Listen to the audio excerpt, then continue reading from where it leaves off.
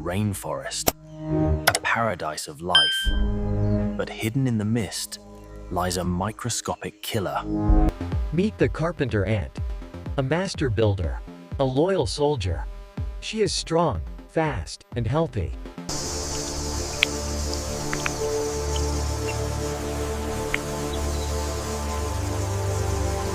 But she has strayed too far into the kill zone. The air here is weaponized. A single spore, a biological drift mine, waiting for a victim. Contact. It lands with the weight of a feather, but it seals her fate. It uses acid to dissolve the armor. Then, under immense pressure, it drills through. Her immune system reacts instantly. But this enemy has evolved over millions of years to bypass the defenses. It feeds on her fluids. It wraps around her muscles. It becomes part of her. She returns home to her sisters, unaware that she is now patient zero. She returns home to her sisters, unaware that she is now patient zero. Aura is specific. The parasite surrounds the brain, but does not enter it. She remains awake. Aware, but power. Convulsions. The fungus is testing the controls, pulling the strings of its new puppet. She smells wrong. The colony's immunity is social. The sick are identified and rejected. Ants are obsessed with cleanliness. But she has stopped grooming. The will to live is fading. She is no longer a carpenter ant. She is a vehicle, and It drogs her. A cocktail of alkaloids precisely brewed to hijack her navigation system. She breaks the most sacred rule. The summit disease. A new command screams in her blood. Climb. Climb high. She stops, 25 centimeters above the ground. North side, 95% humidity, the Goldilocks zone. She stops, 25 centimeters above the ground. North side, 95% humidity, the Goldilocks zone. She crawls to the underside, hidden from the sun, protected from the rain, the perfect nursery. The death grip. She bites with a force that will never be released. The fungus destroys the muscles that open the jaw. She is now locked to the leaf forever. The puppet strings are cut. It stitches her to the leaf, turning the corpse into a stable platform. It eats her from the inside out, converting her tissues into fuel for the final stage. Days pass. The jungle moves on. She hangs in the shadows, a silent statue. The fungus coats her in antibiotics, protecting its meal from other scavengers. It's not sharing. Pressure builds in the head. The fuel is ready. The launch sequence initiates.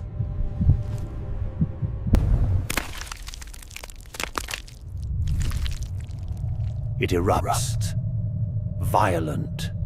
It grows with terrifying speed, seeking space, seeking the air currents below.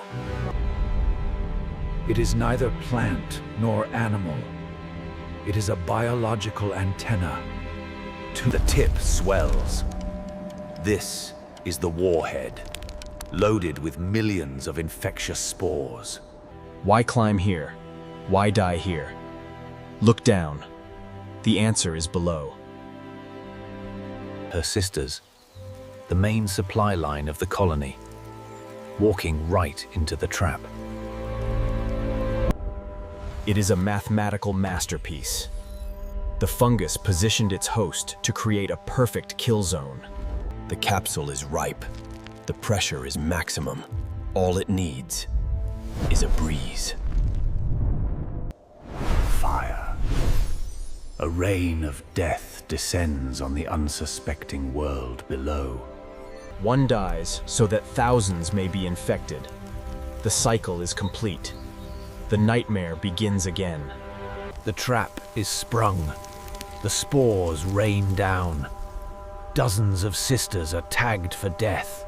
But the colony is watching. Patrol ants scan every sister returning home, searching for the scent of the enemy. Social grooming. They are the doctors of the undergrowth, removing the lethal seeds before they can take root. She doesn't swallow the poison. She stores it in a special trash can in her cheek, sterilizing it with her own venom. But some are too far gone. The fungus is already under the skin. Cleaning is useless. Quarantine is mandatory. If you cannot be cured, you must be removed. She doesn't understand. She just wants to go home. But she is a walking biological weapon. The long walk. They take her far away and drop her into the exile zone to die alone. Cruel, perhaps, but necessary. The many must survive the few.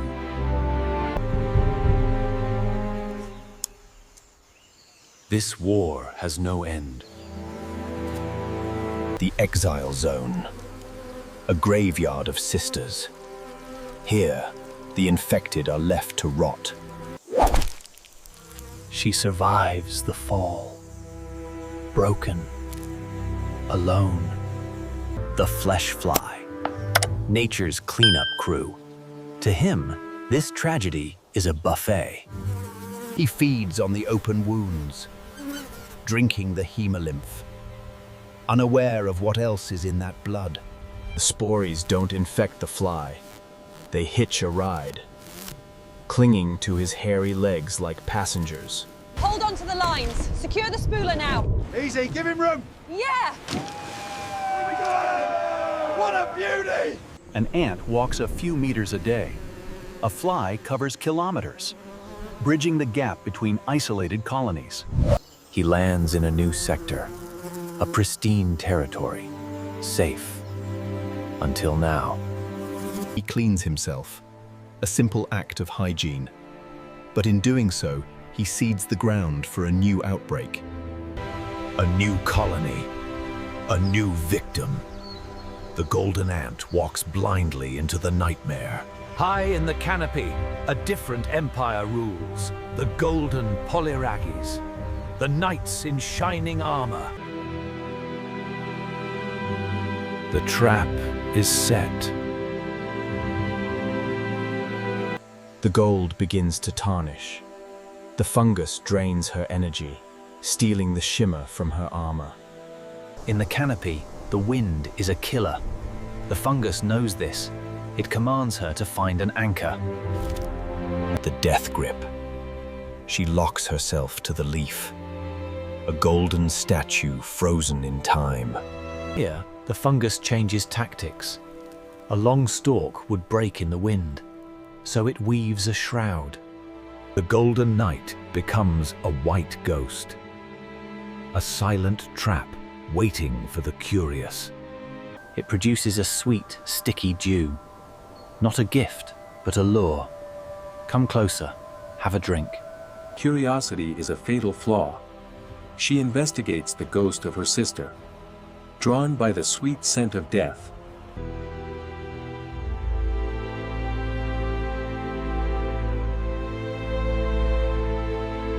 The Cordyceps stands triumphant, a biological masterpiece.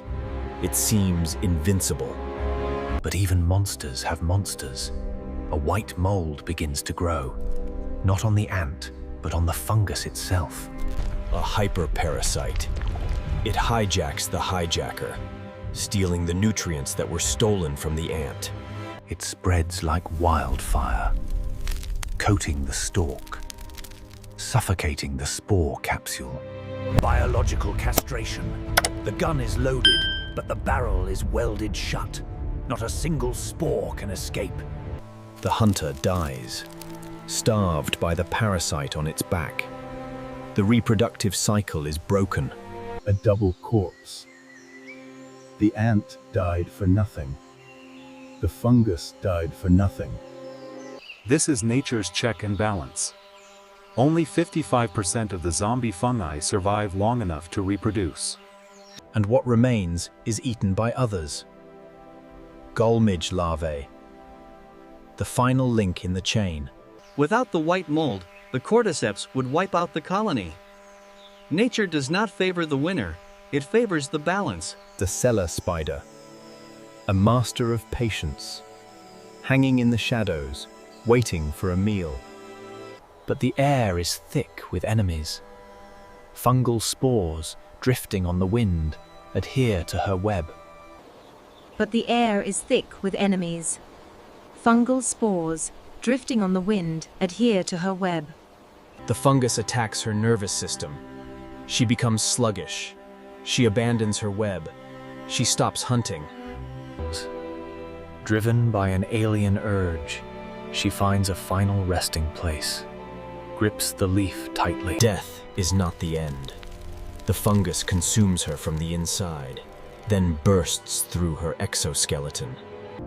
She is entombed in a shroud of living white silk. A fungal mummy. Her eyes are sealed. Her fangs are neutralized. Her identity is erased.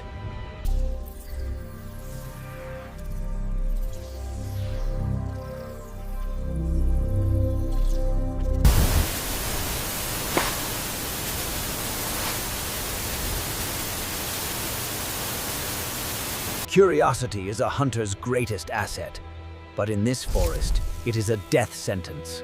One touch is enough. The spores are designed to cling. They are sticky, barbed, and relentless. The countdown begins.